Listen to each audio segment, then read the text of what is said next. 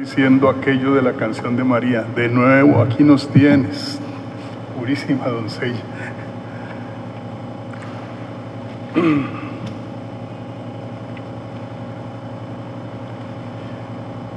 Bueno, el tema que les voy a presentar tiene dos partes. Lo que es el año litúrgico, por una parte, y luego la primera, digamos, el primer periodo del año, que es Adviento y Navidad. Esos son los dos temas en los que me voy a centrar. Primero empezamos con el año litúrgico, llamado también año de la iglesia, año del culto, etc. ¿Qué es el año litúrgico en sí? Podemos definirlo de una manera muy sencilla. Es el orden en que se van desarrollando las distintas celebraciones de la iglesia a lo largo del año. El orden, ¿verdad? Como quien dice, no es que el cura o los cristianos puedan decir: hombre, ¿por qué no celebramos este fin de semana el Viernes Santo? Porque es que nos da devoción. ¿O por qué no celebramos la fiesta de la Virgen María llevada al cielo en tal? No, tiene que haber un orden. Entonces, el orden en que se van desarrollando las distintas celebraciones del culto de la iglesia a lo largo del año civil se llama año litúrgico. Nos dice la Constitución sobre la Sagrada Liturgia del Vaticano II: en el transcurso del año desarrolla todo el misterio de Cristo, desde la Encarnación y la Navidad hasta la Ascensión y Pentecostés, así como las expectativas de la dichosa esperanza y venida definitiva del Señor. Todo el misterio de Cristo. Ese sería como el contenido de esta gran celebración que se lleva a cabo en el año litúrgico. ¿Fue esto así desde un principio? Pues no. Recordemos que los primerísimos cristianos eran judíos, mayoritariamente galileos, y los judíos tenían su propio calendario del culto, señalado por una serie de fiestas importantísimas: la Pascua y los Ácimos en primer lugar, luego la fiesta de las Semanas o Pentecostés, posteriormente la fiesta de la expiación, llamado el Yom Kippur. Luego venía la fiesta de las tiendas o tabernáculos, importante desde todo punto de vista, que señalaba el fin del año agrícola. Todavía se añadieron dos fiestas muy populares en tiempos de Jesús: la fiesta de la dedicación o Hanukkah y la fiesta de los Purim o suertes. De manera que el judío vivía inmerso en esto, en cuanto al calendario anual, ¿no? Al lado de eso estaba todo lo prescrito sobre los sacrificios, holocaustos, ofrendas que se hacían en el templo. Además estaba la piedad popular. El judío era una persona de mucha oración. Entonces tenían los tiempos de oración durante el día, en la mañana, a mediodía y al atardecer. Pues esos eran los primerísimos cristianos. ¿Cómo van a proceder cuando todavía no se ha organizado nada de la iglesia? Pues como judíos. Así lo dice el libro de los Hechos de los Apóstoles. Ellos celebraban las mismas fiestas de los judíos. ¿A dónde iban para el culto? Al templo de Jerusalén. ¿Qué hacían durante el día? Seguía la piedad judía. Pero ya desde un primer momento empezaron un culto paralelo al culto judío, centrado en el resucitado, a quien invocaban como Señor. ¿Dónde celebraban esto? Bueno, en las casas. ¿Y cómo se llamaba la celebración? La fracción del pan, que luego recibe el nombre de Eucaristía. En este comienzo del siglo I de historia de nuestra iglesia, la Pascua es el centro fundamental, más aún único, de la celebración. Solo eso es lo que se celebra, la Pascua. ¿Cuándo? El domingo. El domingo era el día pascual. Por eso dice esa Constitución del Vaticano II, cada semana, en el día que llamó del Señor, la Iglesia conmemora su resurrección.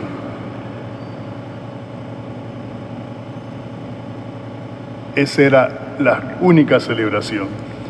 Y si era la única celebración, la resurrección de Cristo, la Pascua es el centro fundamental de la predicación, de la celebración y de la vida cristiana, porque todavía no se celebraban los misterios de la vida de Cristo en particular, sino el misterio global de Cristo en un solo, digamos, como si fuera una sola realidad. Cristo es lo que se celebra. Pero con el correr del tiempo es lógico que fuera desarrollándose el culto propiamente cristiano. A partir del siglo II, por el influjo de estas comunidades judías de cristianos, surgió la celebración anual de la Pascua. ¿Por qué? Porque los judíos siempre celebraron una vez al año solamente la Pascua. Los cristianos introdujeron esta novedad de celebrarla cada semana, pero la Pascua cristiana. Entonces ahora, al celebrarse anualmente la Pascua a partir del siglo II, se le consideró como un gran domingo. Ustedes entienden por qué. Porque el domingo era la Pascua que se celebraba. Ahora, con esta solemnidad anual, se convierte en el gran domingo. Esta celebración anual de la Pascua, que empezó en el siglo II, se fue ampliando. Y la primera ampliación es el triduo pascual, porque en un principio era un solo día, pero ahora viene 3 días, el triduo pascual. Sigue adelante esta ampliación y entonces se prolongó durante 50 días, el día de Pascua y luego 50 días hasta Pentecostés. Con esto se va conformando ya lo que es realmente el gran ciclo de Pascua. En el siglo IV ya no se ve hacia adelante, sino hacia atrás. Entonces, en el siglo IV, los años 300, ¿verdad?, se le antepuso la Cuaresma. ¿A qué? La Pascua anual va a tener ahora una preparación, la Cuaresma.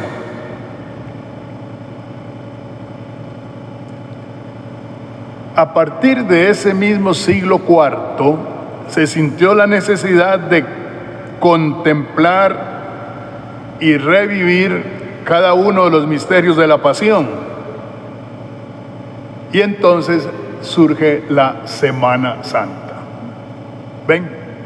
Esto es gradual. Claro, esto es nuevo. En un segundo momento en este desarrollo de la historia del culto en la iglesia, debemos hablar del ciclo de Navidad y Epifanía. Hay que tener presente que la Navidad se organizó al mismo tiempo en el mundo occidental, Roma, y en Oriente, solamente que recibe dos nombres distintos. En Roma, el mundo occidental, se le llama Navidad. En el mundo oriental se le llama Epifanía. ¿Cuál es el motivo de la celebración de la Navidad y la Epifanía?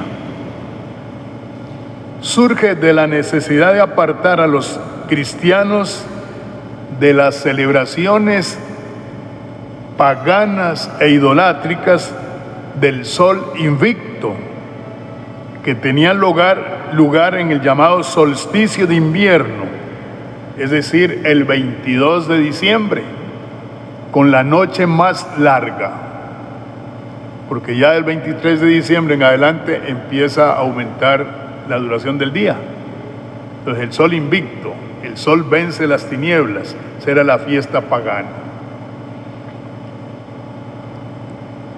Al final se va a establecer un paralelismo con el ciclo pascual. Entonces se va a celebrar la Navidad. Ahora, la Navidad recuerda la Pascua. Entonces, poniéndolo en paralelo con la Pascua, se le antepone a la fiesta de Navidad un periodo de preparación de 4 semanas, que recibe el nombre de Adviento.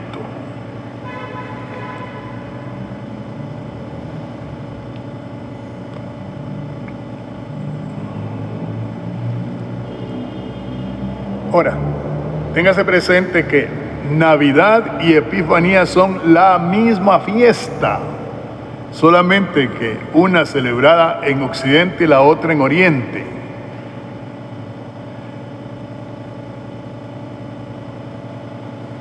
Después de estos dos grandes ciclos que conformó el desarrollo histórico del culto de la Iglesia, se fue organizando poco a poco un calendario de fiestas de los santos, empezando por la memoria de los mártires y también al mismo tiempo un calendario de las fiestas de la Virgen. ¿Ya? Finalmente, el año litúrgico abarca 2 grandes ciclos. Pero tanto uno como el otro son celebración del mismo misterio pascual de Cristo. ¿Y por qué pascual? Porque Cristo resucitó. No se le puede estar celebrando al muerto, pues. Resucitó y está con nosotros. El ciclo, entonces los 2 grandes ciclos son el ciclo que celebra los misterios de Cristo. Dice la Constitución sobre la liturgia: se hacen presente en todo tiempo estos misterios de Cristo, para que puedan los fieles ponerse en contacto con ellos y llenarse de la gracia de la salvación. Dicho en otras palabras, es la forma como nos vamos salvando. Voy a poner una comparación que la van a entender, pero es una comparación así simplista para poder entender esto. Entonces, la salvación es un hecho porque Cristo con su entrega nos la asegura. ¿Ya? Entonces, imagínense ustedes que esa salvación es como una especie de gran casa que nos da el Señor. Pero esa casa está, como quien dice, todavía sin pintar. Entonces tenemos nosotros que hacerla nuestra, a nuestro gusto. Entonces comenzamos a pintarla hasta que la terminamos. Entonces la salvación es un hecho, pero todavía no lo hemos alcanzado en cuanto tal. ¿Entienden? Y eso es el esfuerzo de la vida cristiana y lo que nos permite ir viviendo paso a paso la celebración de la liturgia, del culto.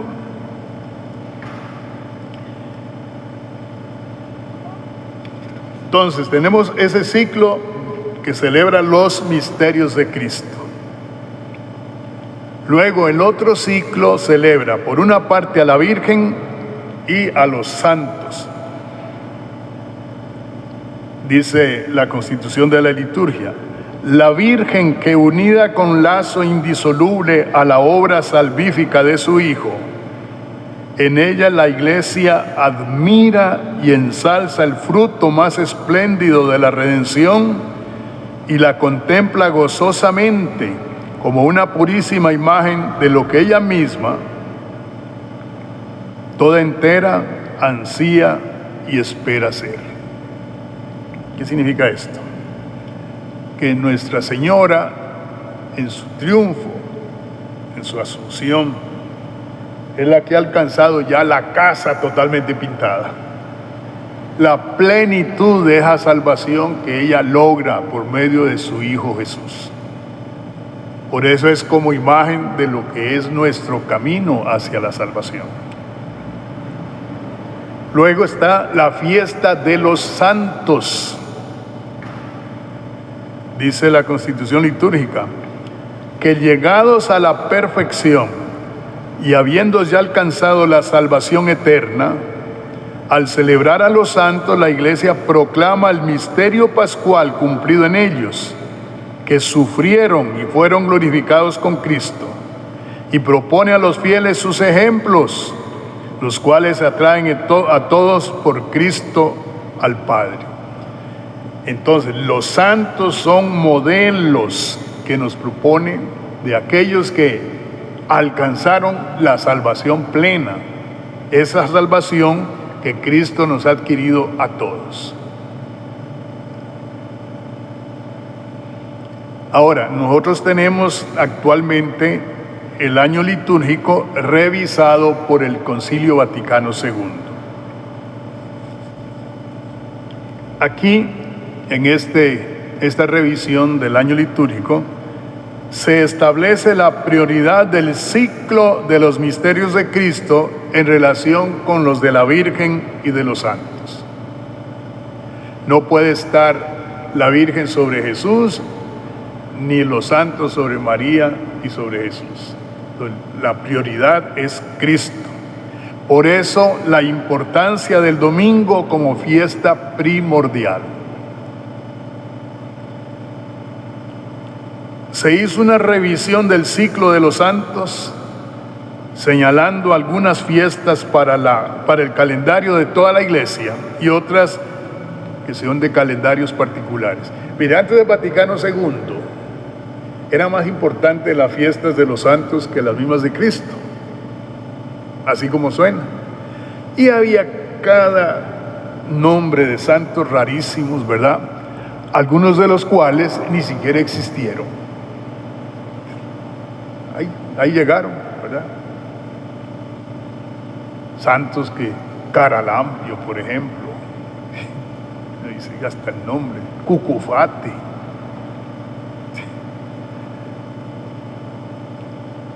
San Jorge, de San Jorge se dice que no existió, no existió. Bueno, entonces el Vaticano II hizo una labor tremenda en esto. Dice, no. ¿Qué motivación puede tener, por ejemplo, un cristiano de hoy si le proponen a San Melquíades? ¿Quién es ese hombre? Nada, ¿no? Entonces, la Iglesia fue muy consciente de esto, ¿verdad? A no ser que las personas se desvíen, como de hecho ha habido casos, ¿verdad? que son más importantes los santos que el mismo Cristo. Y eso es una desviación muy seria, grave. ¿Cuál es el sentido teológico, o sea, de la fe del año litúrgico? Lo primero, miren, hay que tener en cuenta que el año litúrgico tiene una finalidad catequética. Catequesis es la exposición ordenada de las verdades de la fe. Entonces, la finalidad del año de la liturgia o año litúrgico es ir exponiendo, reflexionando, explicando esas verdades del misterio de Cristo. Por eso es que durante el año se conmemoran todos los misterios de Cristo, desde su nacimiento hasta la ascensión, como modelo inspirador de vida cristiana.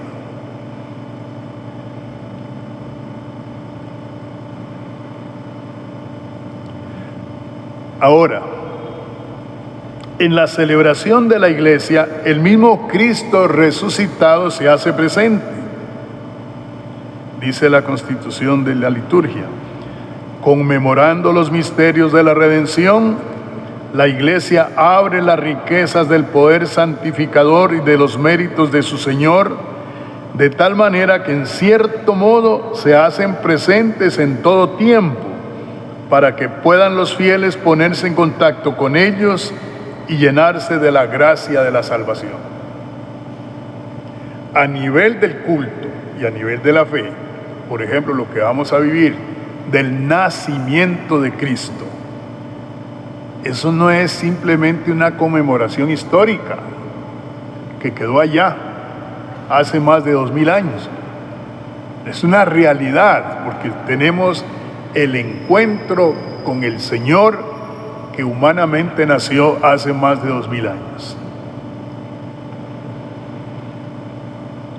Agrega la Constitución: a partir del triduo pascual, como de su fuente de luz, al tiempo nuevo de la resurrección, el tiempo nuevo de la resurrección llena todo el año litúrgico con su resplandor. De este modo, por todas partes, el año entero queda transfigurado por la liturgia. Por eso es realmente año de gracia del Señor. El año litúrgico es desarrollo de los diversos aspectos del único misterio pascual. Está diciendo esto. Miren, hasta el acto litúrgico más sencillo es proclamación de la resurrección del Señor. Es pascual. Pero, miren, el año litúrgico no es un folletito o una idea, es una persona, es Jesucristo, con su misterio presente en el tiempo y que la iglesia celebra sacramentalmente como memoria, presencia y profecía, lo que se llama actualiza el misterio en los momentos históricos en que nos encontramos.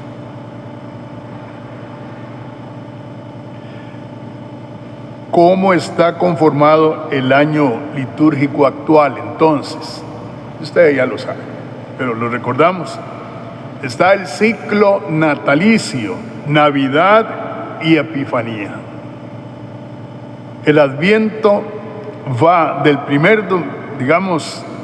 empieza con el primer domingo de Adviento hasta la Misa del Gallo del 24 de diciembre excluida. O sea, este es el Adviento. Luego el tiempo de Navidad, de la Misa del Gallo hasta el bautismo del Señor. Pero ojo con esto. Les decía que Navidad y Epifanía celebran la misma realidad, ¿no? Pero en Occidente, o digamos en el misal actual, están las dos fiestas, el 25 de diciembre y el 6 de enero, es como se pone, ¿no? Bien. La Navidad comienza el ciclo navideño y la Epifanía lo cierra, porque el primer domingo del tiempo ordinario es el bautismo del Señor. Entonces, después del ciclo de natalicio viene la primera parte del tiempo ordinario, que va desde el bautismo del Señor hasta el martes anterior al miércoles de ceniza. Son 5 o 7 semanas, es variable. Viene posteriormente el ciclo pascual, con una cuaresma preparatoria del miércoles de ceniza al comienzo de la misa de la Cena del Señor, el jueves santo al anochecer. Luego el triduo pascual desde la misa de la Cena del Señor hasta el atardecer del domingo de Pascua. Y luego la cincuentena pascual hasta Pentecostés. La última parte de las 4 que tiene el año litúrgico actual es la segunda parte del tiempo ordinario, que va desde el lunes después de Pentecostés hasta las vísperas del primer domingo de Adviento. Este año, digamos, es tiempo ordinario, con la segunda parte, concluye con la solemnidad de Jesucristo, Rey del Universo, que es lo que vamos a celebrar el domingo. Entonces ya tienen una idea global de lo que es el año de la liturgia. ¿Ya? Entonces ahora vamos con la segunda parte, el Adviento. Una anécdota muy simpática, ¿no?, de la simplicidad de nuestra gente. Una señora, una viejita ya, ¿verdad?, muy devota, hablaba conmigo allá en Cartago. Estaba en el camino hacia Llano Grande. Hay una comunidad que se llamaba entonces Cope Rosales, y ahí se estaba construyendo la capilla. Entonces yo celebraba allá los domingos. Entonces le explicaba algo del Adviento, pero me dice la señora, bueno, que dije, qué bien, han visto que ya empezaron a soplar los vientos del norte, los alisios. Estamos entrando en el tiempo más bonito del año, hacia la Navidad, etcétera, etcétera. Después cuando salimos me dice, ay padre, nunca había entendido eso del al viento, dice.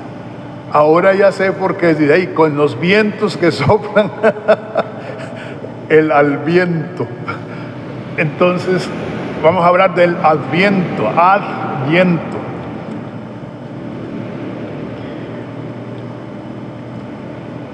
Se dice a nivel de estudio que no hay mucha claridad sobre los orígenes del Adviento.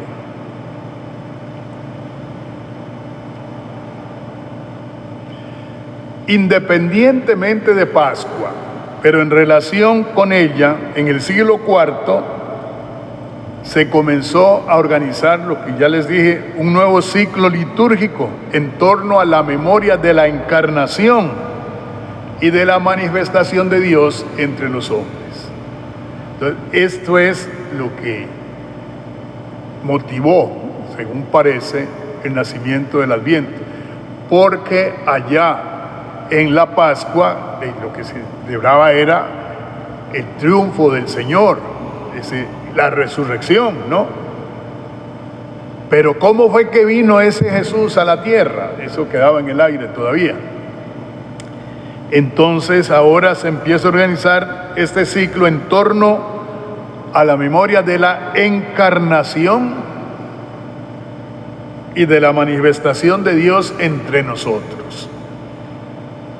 En Occidente, entonces, como ya dije, se creó la fiesta del nacimiento de Jesucristo el 25 de diciembre. Es la Navidad. En el Oriente, la misma memoria de la encarnación se estableció para el 6 de enero como Epifanía. Pero es la misma fiesta, nace del mismo deseo de contemplar, profundizar la encarnación. A lo largo del siglo IV hubo un intercambio entre el Oriente y el Occidente, por lo que al final de ese siglo IV, tanto Oriente como Occidente celebraban las dos fiestas de Navidad y Epifanía como aspectos complementarios de un mismo misterio. Navidad, el misterio del Dios hecho hombre. Epifanía, el Dios que se manifiesta a la humanidad. Esto es lo que significa en sí, ¿no? También a finales de este siglo IV, las dos fiestas están precedidas ya por un tiempo de preparación llamado Adviento. Ahora, ojo con esto, porque tiene que ver con la liturgia actual del Adviento. Este tiempo parece que tuvo un origen ascético, que es la ascesis o ascética. Es la búsqueda de la perfección espiritual. Aquellas personas que se dedicaban a buscar su perfección espiritual, pues se retiraban, por ejemplo, al desierto, vivían en austeridad, etcétera, etcétera. Entonces, un origen ascético y penitencial. Les doy un elemento que recuerda esto, el color morado de este tiempo. Se ha visto que es el mismo color que se usa en Cuaresma, ¿verdad? El morado. Bueno, es una reminiscencia de estos orígenes en la ascesis y la penitencia. Cuando fue introducida en la liturgia romana en el siglo VI, el Adviento cambió de sentido y entonces se le dio una dimensión de tiempo de gozo y esperanza ante la venida del Señor. ¿Ve qué bonito es esto, no? ¿Cómo cambia? Aquellos era tiempo de penitencias, tiempo de austeridad, penitencia para encontrar la perfección. No, ahora, teniendo en cuenta lo que se celebra, es tiempo de gozo y esperanza por la venida del Señor.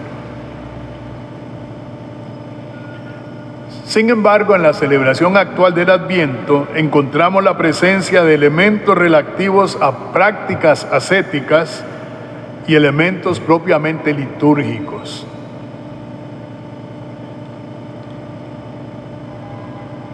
Estos orígenes discutidos del Adviento han motivado una discusión sobre el significado original del Adviento.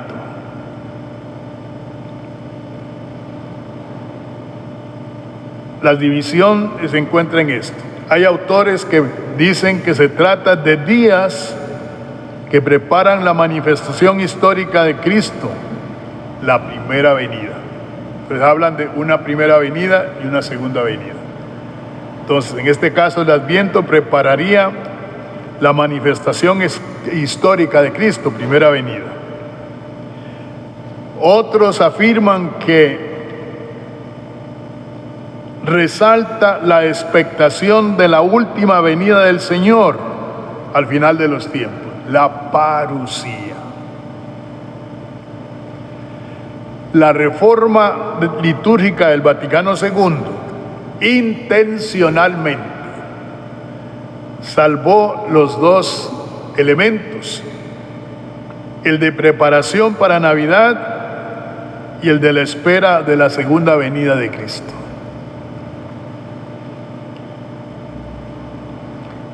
Sin embargo, el Adviento sigue siendo un tiempo litúrgico típico de Occidente. En el Oriente solamente se dedican 2 o 3 días para preparar la Navidad. En este caso, la Navidad de ellos, que es la Epifanía. ¿Cuál es la estructura litúrgica del Adviento que vivimos, de que celebramos y que vamos a empezar de este domingo en 8? Bueno, se trata de un periodo de 4 domingos divididos en 2 partes. La primera parte va desde el primer domingo de Adviento hasta el 16 de diciembre. El primer domingo de Adviento al 16 de diciembre. Y resalta el aspecto que llamamos escatológico. ¿Qué es esta palabreja? Escatológico. Mira, es una palabra de origen griego. Viene del término griego eschaton. ¿Y qué significa eschaton? Lo último, lo definitivo. Ya más allá no hay más cosas. Lo definitivo. Entonces, cuando hablamos de el sentido escatológico, el que se refiere a esa plenitud final y absoluta. Entonces decimos que esa primera parte del Adviento hasta el 16 de diciembre resalta el aspecto escatológico, o sea, orientando el espíritu hacia la espera gloriosa, a la espera de la venida gloriosa de Cristo el Señor al final de los tiempos. Es que es un elemento de la fe cristiana, lo que llamamos la plenitud final. Entonces, a eso se orienta. ¿Por qué? Cristo no vino aquí de turista. No vino a comer algunas cosas típicas, ¿verdad? No. Vino a algo. A realizar la salvación de la humanidad. Y hasta que no llegue a la plenitud, no tendremos el encuentro final con Él. Entonces, hacia allá vamos. La segunda parte del Adviento va del 17 de diciembre al 24. Es la preparación inmediata para celebrar la Navidad. Algo así como la novena oficial del niño en la iglesia. Durante este periodo de Adviento se destacan 3 figuras bíblicas de primaria importancia. Vamos a tratar de recordarlas. La primera gran figura bíblica que vamos a encontrar durante todo el Adviento en la lectura primera es Isaías. Una antiquísima y universal tradición ha asignado al Adviento la lectura del profeta Isaías. ¿Por qué? Porque en Isaías, más que en los otros profetas, resuena el eco de la gran esperanza de siglos que dio fortaleza al pueblo de Israel durante los siglos más angustiosos de su historia. A pesar de las persecuciones, a pesar de la dominación y opresión extranjera, Israel se mantuvo vivo, fundado en esta esperanza. Por eso durante el Adviento se leen las páginas más significativas del libro de Isaías, que constituyen un anuncio de esperanza perenne para los hombres de todos los tiempos. Por tanto, es eso, la esperanza fundada en la palabra del Señor. Segunda figura importante, Juan Bautista. Es el último de los profetas. Resume en su persona y en su palabra toda la historia anterior en el momento en que esta historia alcanza su cumplimiento con Jesús. Juan Bautista es el signo de la intervención de Dios en medio de su pueblo. Él es el precursor del Mesías, que tiene que preparar los caminos del Señor. Y luego señalar a Cristo ya presente en medio de su pueblo. Y la tercera figura importantísima, María. El Adviento pone de relieve la relación y la cooperación de María en el misterio de la redención. El Adviento celebra el misterio de la venida del Señor, que está íntimamente vinculado a la figura de María. Por eso, no les extrañe que en medio del Adviento encontramos la celebración de la Inmaculada Concepción de María, la Purísima. Se trata de una fiesta muy antigua del Oriente que celebraba la concepción milagrosa de María por Ana. Según la tradición del Oriente, Ana no podía tener hijos. Y sin embargo, concibió a María. Por eso diríamos el milagro, la actuación de Dios.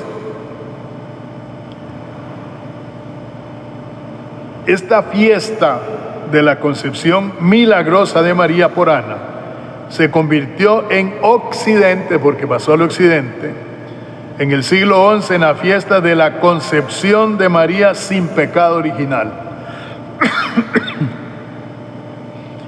Pero como dije, es una fiesta muy antigua. Y les doy algunos datos que no dejan de ser llamativos de los orígenes de la fiesta.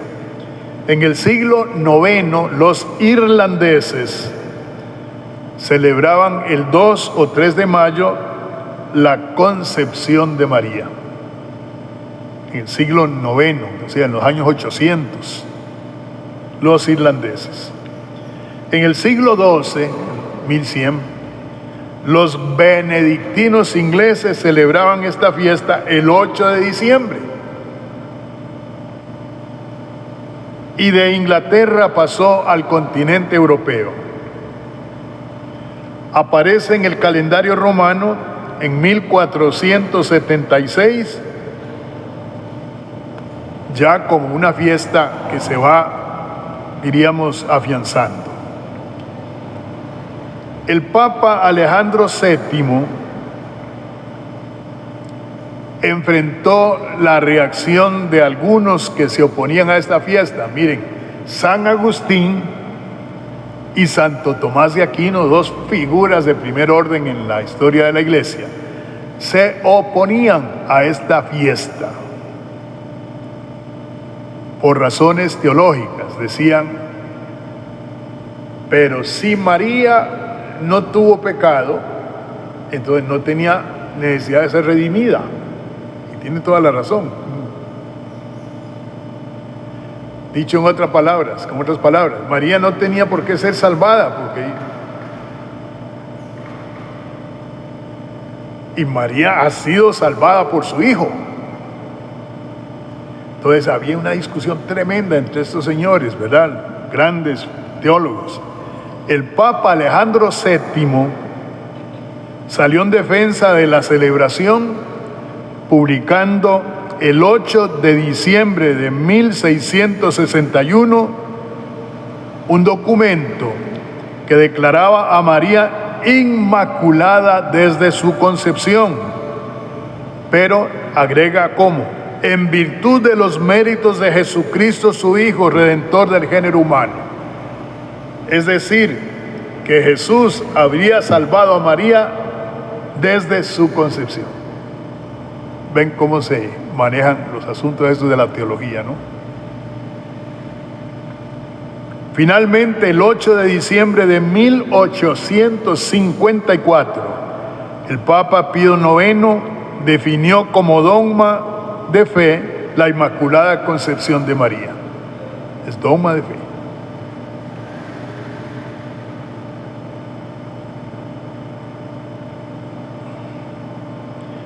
La solemnidad de la Inmaculada el 8 de diciembre recuerda que María es parte del misterio de la venida del Señor y no puede quedar al margen. Veamos ahora cómo se estructura la liturgia de los domingos de Adviento, que eso es bien interesante, ya que vamos a irlo celebrando poco a poco.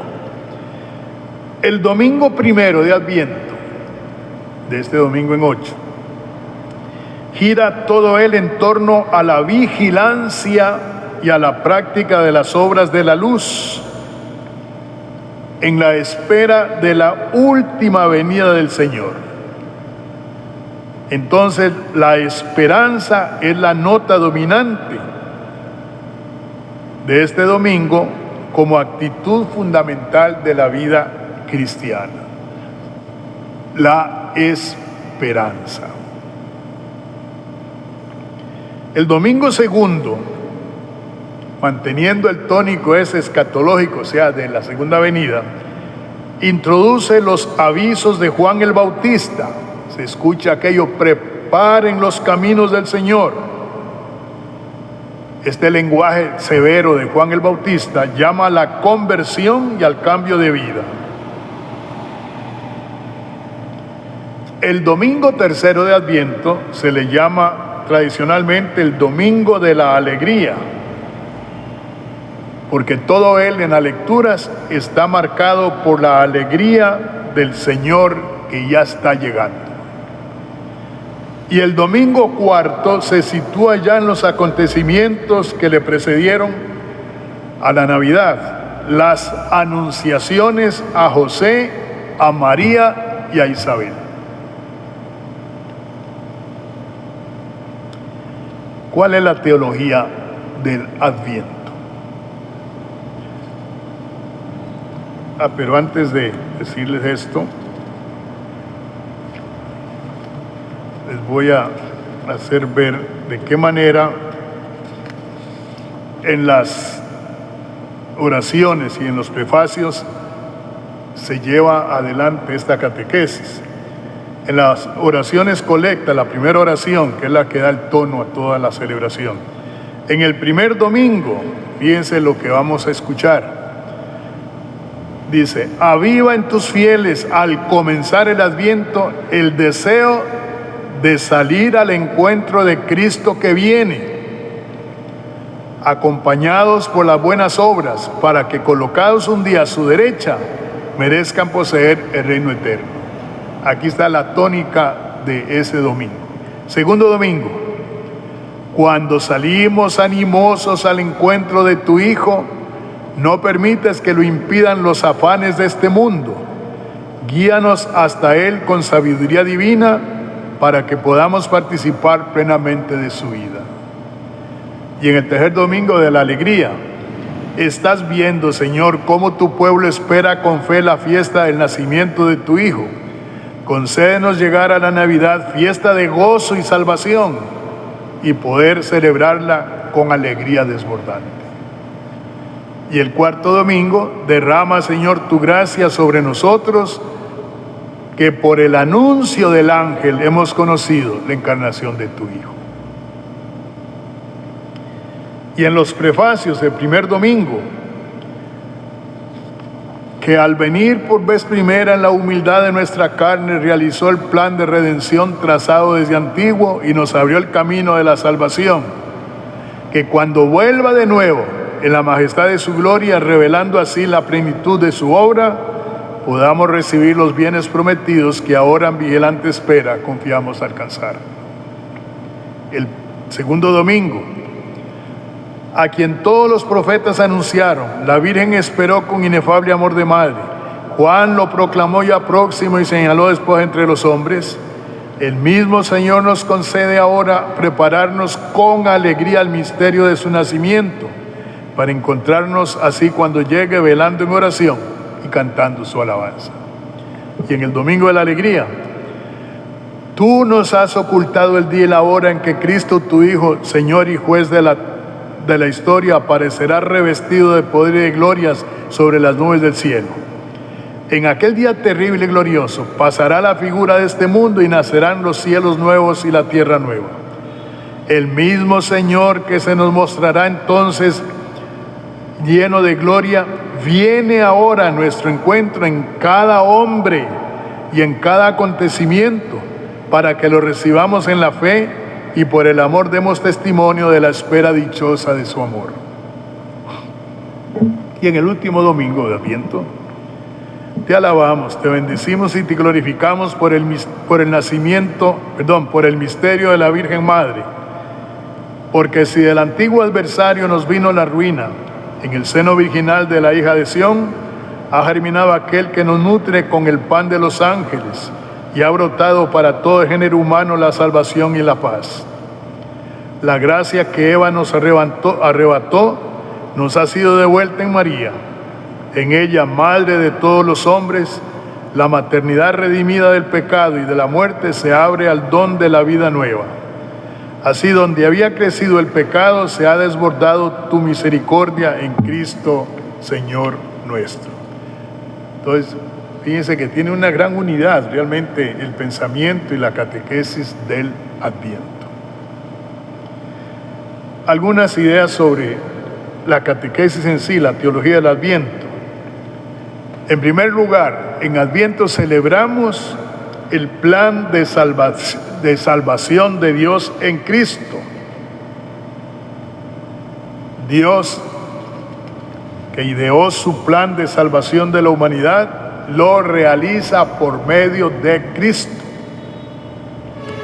El Dios del Adviento es el Dios de la historia, el Dios que vino en plenitud para salvar al hombre en Jesús de Nazaret, en quien se revela el rostro del Padre. Como dice San Juan, el que me ha visto a mí, ha visto al Padre.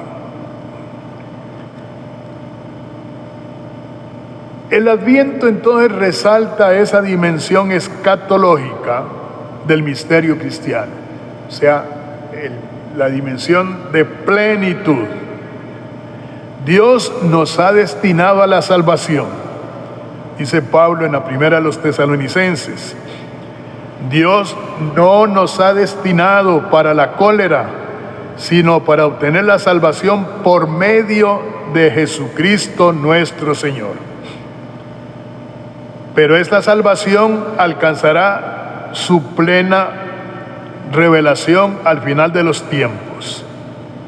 Dice la primera de Pedro, una salvación dispuesta ya a ser revelada en el último momento. Ese último periodo de la historia fue inaugurado por Jesús, pero concluirá con la revelación final, o sea, la parusía. Santiago exhorta con estas palabras: tengan pues paciencia, hermanos, hasta la venida del Señor. La historia es el lugar donde se realizan las promesas del Señor y se orienta hacia ese día final del Señor. Dice San Pablo, Él los fortalecerá hasta el fin para que sean irreprensibles en el día de nuestro Señor Jesucristo. Y San Juan dice, ahora somos hijos de Dios y aún no se ha manifestado lo que seremos. Sabemos que cuando se manifieste seremos semejantes a Él, porque le veremos tal cual es. Durante su peregrinación terrena, la Iglesia vive la tensión de como dicen los teólogos, ya sí de la salvación, o sea, de la certeza de la salvación que Cristo nos ha traído. Pero aún no ha llegado a su plenitud. Digámoslo de esta manera. Estoy salvado, de esto estoy plenamente seguro, pero aún no he alcanzado la plenitud de esa salvación junto al Señor. Hasta el encuentro, como dice Juan, cara a cara, cuando le veamos tal cual es. Señalo algunos puntos importantes del Adviento. Primero, la vigilante y gozosa espera. Yo creo que esto es importante, la esperanza.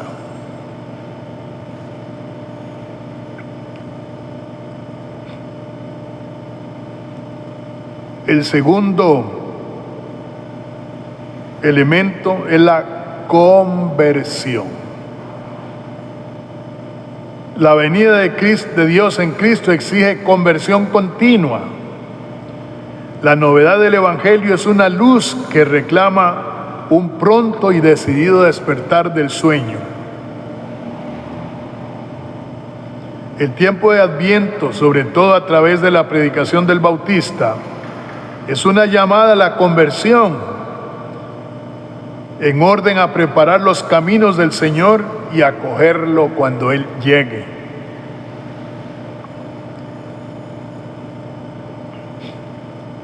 Esto en cuanto a lo que es la parte litúrgica. Algunos elementos no litúrgicos relacionados con el ciclo de Navidad, pero que son de todos conocidos. Primero, la corona de Adviento. Entre los elementos pedagógicos, o sea, catequéticos, de educación, de enseñanza, más populares para dar sentido cristiano a la espera de Navidad, está la corona de Adviento. Sobre todo en medio del frenesí comercial de este periodo. Se trata de una corona revestida de ramas vegetales verdes, no necesariamente ciprés. Cualquier rama puede servir para esto. Luego 4 velas para indicar los domingos del Adviento: el morado, el verde, el rosado y el rojo, que se van encendiendo gradualmente para indicar el progreso en la preparación para celebrar la Navidad. Algo que no se suele hacer. Yo, cuando era párroco aquí, sí lo hacían, ustedes lo recuerdan, la vela blanca que se encendía en Navidad. En Navidad se puede añadir una 5ª vela blanca hasta el final del tiempo de Navidad, o sea, después de Epifanía, y colocar la imagen del niño delante o junto a la corona. Colocar esa vela blanca y la imagen del niño significa que la preparación ya ha concluido, que ha logrado su finalidad y que la Navidad misma es más importante que el Adviento. ¿Cuál es el origen de la corona? Es originaria de los países del norte de Europa, los países escandinavos. Tiene una serie de raíces simbólicas universales: la luz como salvación, el color verde como vida, la forma redonda como la eternidad, la plenitud. Estos simbolismos se consideraron muy coherentes con el misterio de la Navidad cristiana.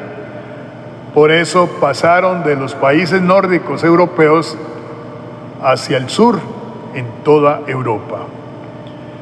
La corona se convirtió en un elemento complementario de pedagogía cristiana para expresar la espera de Cristo Jesús como luz y vida.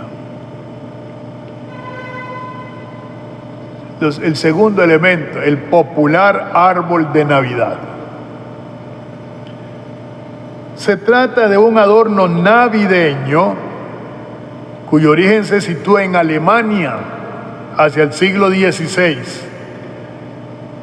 y empezó a utilizarse con una intención claramente cristiana. Luego ya empezaron a meterle los colaches y esos que no tienen nada que ver. ¿Por qué? ¿Por qué plenamente cristiano? Porque al árbol de Navidad se le asignaron 2 significados simbólicos.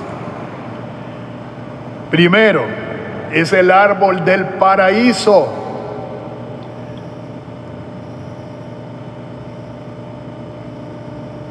¿Y por qué el árbol del paraíso? Porque en Alemania, Adán y Eva, su mujer, fueron considerados santos y su fiesta se celebraba el 24 de diciembre. Miren qué interesante es esto. El primer Adán y Eva fueron conectados con la fiesta de Navidad entonces,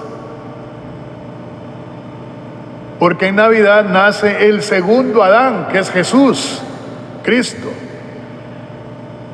que simboliza entonces el árbol de la auténtica vida, como un nuevo inicio. A este árbol se le atribuyó desde el comienzo el simbolismo de la luz, que es Cristo. Por eso es que se le agregan velas encendidas y la estrella de Belén colocada en la punta del árbol, para indicar que ahí está. Llegada la plenitud de los tiempos, apareció el Señor, la estrella ahí, ¿verdad? Se le han atribuido al árbol de Navidad otras connotaciones simbólicas. Primero, el árbol de vida eterna, del que habla el Apocalipsis, que está plantado en el cielo. Y en medio, entre el árbol del Génesis y el árbol del Apocalipsis, el árbol de la cruz salvadora de Cristo.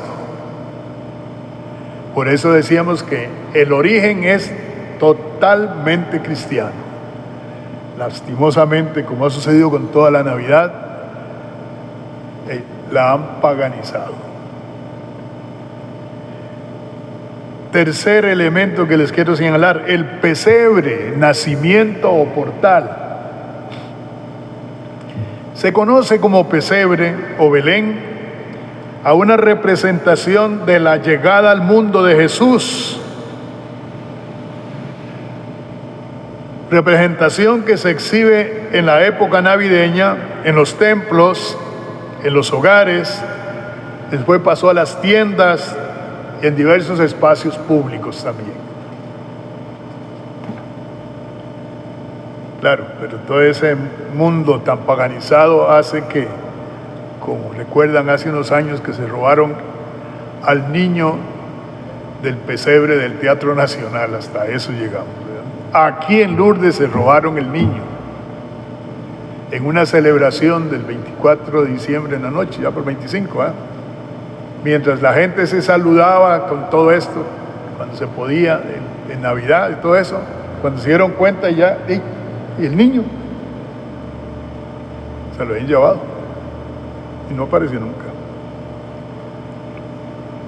El término pesebre deriva del latín presepe y tiene un significado original que es de recipiente o cajón donde se depositaba la comida de los animales, del ganado. Ahí, el comedero de los animales, ¿verdad? Siguiendo el relato de San Lucas, allí en la cueva donde nació Jesús, era un establo en realidad. Y la Virgen María, después de dar a luz a Jesús, lo colocó en el comedero de los animales, en el pesebre, haciendo de ese pesebre la cuna del Salvador. El pesebre o comedor de los animales estaba sin duda instalado en una pared de los albergues. Y en este albergue, en la cueva, estaba tan lleno que no pudieron encontrar un lugar más apropiado para recostar al niño. Una piadosa leyenda ha dotado esta escena del pesebre de dos animales, inspirándose en dos textos proféticos. Uno de Habacuc en el capítulo 3, que dice: en medio de dos animales te manifestarás, cuando haya llegado el tiempo aparecerás. Y otro de Isaías en el capítulo 1: conoce el buey a su dueño y el asno el pesebre de su amo. Pero eso no lo dice el texto del Evangelio, es la tradición piadosa, ¿ya? Basándose en estas citas de Habacuc e Isaías. Fueron muchos los artistas que representaron a través de sus pinturas y esculturas esta escena del nacimiento de Jesús. Y los portales, como los conocemos, cuando nacieron. Miren, hay documentos que constan que ya desde antes, en el año 1021, siglo XI, se realizó una representación del nacimiento con figuras inanimadas de arcilla en la iglesia de Santa María de Nápoles, por lo cual se considera que fue en Nápoles donde nació la tradición de los portales.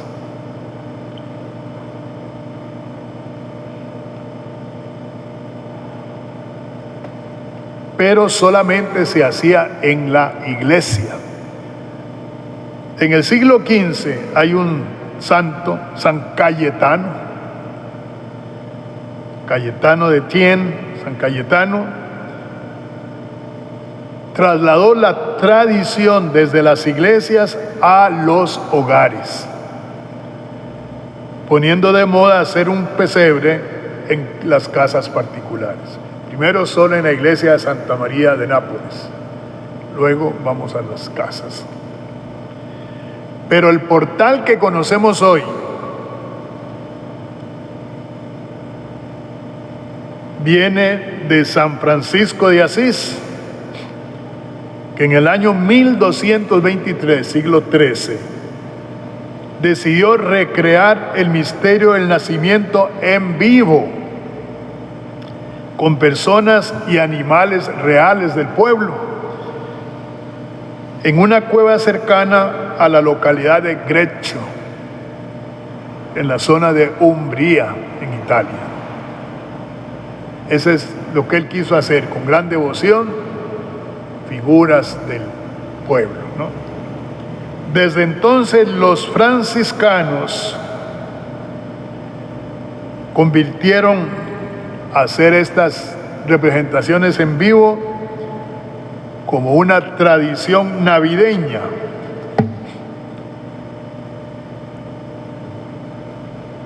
Es el llamado pesebre viviente.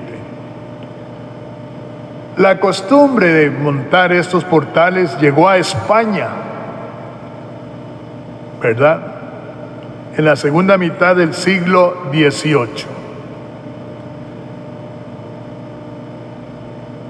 Y de España fue pasando pues a las antiguas colonias y posesiones de la corona española. Así llegó hasta nosotros la costumbre del portal.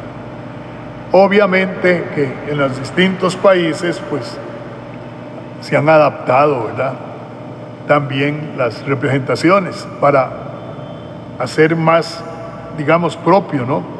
Yo recuerdo que tenían las tías, las hermanas de mi madre, eran muy curiosas, y toda la sala de la casa era el portal, pero ellas hacían a mano los muñequitos, óigame, una maravilla.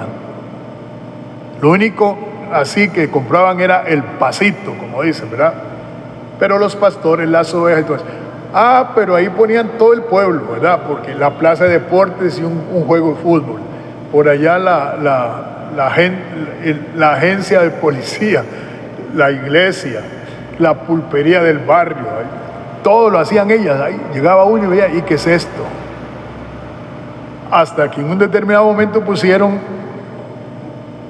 una especie de camionetita ahí porque ya había empezado el servicio de buses. Pues hay que entrar ahí en el portal también, ¿verdad? O sea, es interesante ver esa tendencia a hacer lo nuestro y que estar metidos. San Ignacio, en los ejercicios espirituales, en la contemplación del nacimiento, al aplicar lo que se llama los sentidos, dice: procurar meternos ahí dentro como un ciervecito inútil. O sea, ser parte de la escena del nacimiento. Finalmente, les recuerdo algunas costumbres relacionadas con las fiestas navideñas. La Navidad es fiesta de familia. Al nacer Jesús se creó la Sagrada Familia. La Navidad tradicionalmente ha sido una fiesta de familia, a la que se asociaron muchas costumbres que favorecen el encuentro de las personas. Pero lamentablemente la comercialización de la fiesta, la pérdida del sentido religioso, las costumbres nuevas nacidas del consumismo han hecho que la Navidad haya perdido su profundo sentido. Ya no es la celebración del encuentro con Dios, sino del derroche que ha sido fomentado desde meses antes. ¿Cómo es posible que en septiembre ya hayan puesto adornos de Navidad y todo eso, ya anunciando la cena de Navidad? ¿No?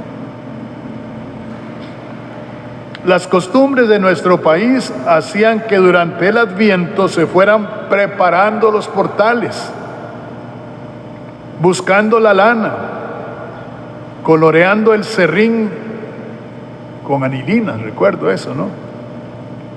Buscando las figuritas para decorar.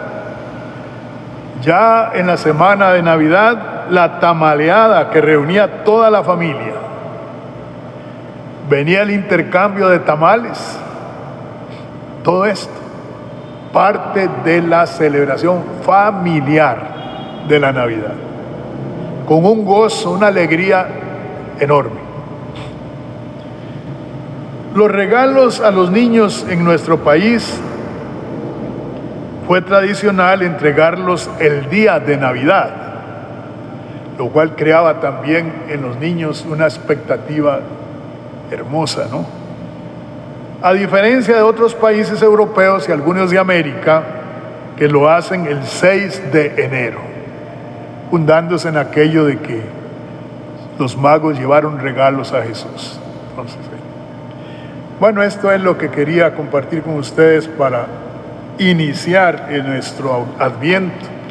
Y ojalá que en estas circunstancias en que estamos podamos revivir algo de esto que fue una Navidad hermosa que vivíamos, pero sobre todo en las celebraciones que asistamos, teniendo en cuenta pues ese misterio de Cristo presente en medio de nosotros y que da sentido a nuestra vida de creyentes. Muy bien, que pasen una feliz tarde.